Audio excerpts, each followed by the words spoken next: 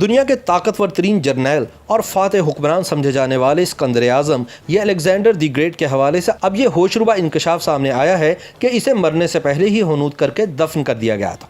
تحقیق سے پتہ چلا ہے کہ وہ زندہ تھا لیکن اس کو مردہ سمجھ کر دفنا دیا گیا، جس کی وجہ اس کو لگنے والی ایک بیماری تھی جس میں انسانی جسم مفلوج ہو جاتا ہے اور بالکل حرکت نہیں کر پاتا۔ نیوزی لینڈ سے تعلق رکھنے والے سائنسدانوں کی تازہ ترین تحقیق کے مطابق سکندر اعظم کو کوما کی حالت میں اس وقت زندہ دفن کیا گیا تھا جب دنیا بھر کے حکیم اس کے مرض کی تشخیص میں ناکام رہے اور اسے مردہ قرار دے دیا گیا۔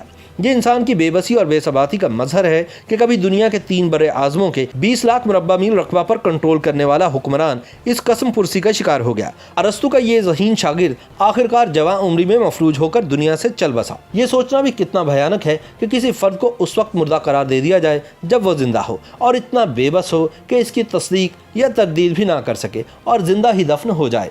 ایسا ہی کچھ انسانی تاریخ کے اس عظیم طلسماتی اور کرشماتی فوجی کمانڈر سکندر اعظم کے ساتھ ہوا۔ 2000 سال سے ان کی موت معمہ بنی ہوئی ہے کہ کیا انہیں زہر دیا گیا یا بہت زیادہ شراب نوشی اس کی موت کی وجہ بنی یا کسی موذی مرض، ملیریا یا ٹائیفائڈ کا شکار ہوا۔ کہا جاتا ہے کہ سکندر اعظم کی لاش 6 دن تک گلنا شروع نہیں ہوئی تھی اور قدیم یونانیوں نے اسے دیوتا ہونے کی نشانی قرار دیا تھا، مگر نیوزی لینڈ کے سائنسدانوں کی جانب سے کی جانے والی ایک حالیہ تحقیق میں کہا گیا ہے کہ سکندر ایک ایسے آٹو امیون اعصابی مرض کا شکار ہوئے جس میں جسم مفلوج ہو جاتا ہے اور مریض دوسروں سے رابطہ کرنے سے قاصر ہو جاتا ہے۔ سکندر اعظم کا جسم شل ہو گیا، پٹھوں کی حرکت بند ہو گئی، سانسیں رک گئیں، جس کے بعد ان کے ساتھیوں نے مردہ سمجھ کر 6 دن تک لاش کے سڑنے کا انتظار کیا اور اس دوران اس کی موت واقع ہو گئی۔ موت کی وجہ بخار اور پیٹ درد بتائی گئی۔ کسی نے بھی یہ نوٹ نہ کیا کہ ان کا دماغ کام کر رہا ہے۔ نیوزی لینڈ کی اوٹاگو یونیورسٹی کی تحقیق میں بتایا گیا ہے کہ سکندر اعظم ایک مرض گویلن بیرے سنڈروم کا شکار ہوئے، جس میں جسمانی مسلز اچانک کمزور ہو جاتے ہیں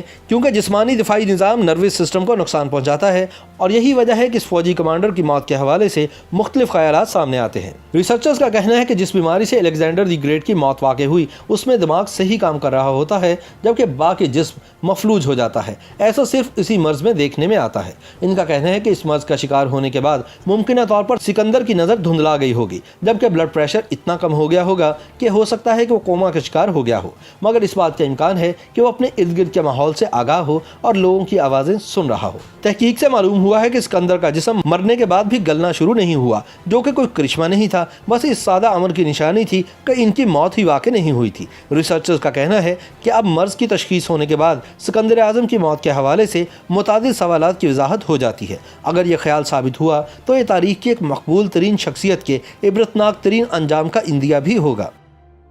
YouTube پر گوگلی نیوز دیکھنے کے لیے youtube.com کی سرچ بار میں googly news T V type کریں۔ گوگلی نیوز کے پیج پر سرخ رنگ کے سبسکرپشن والے بٹن پر کلک کرنا نہ بھولیے۔ YouTube پیج پر اپلوڈ ہونے والی ویڈیوز سے باخبر رہنے کے لیے بیل آئیکن پر کلک کیجیے۔ آپ کو ہر نئی ویڈیو کے بارے میں نوٹیفیکیشن موصول ہو جائے گا۔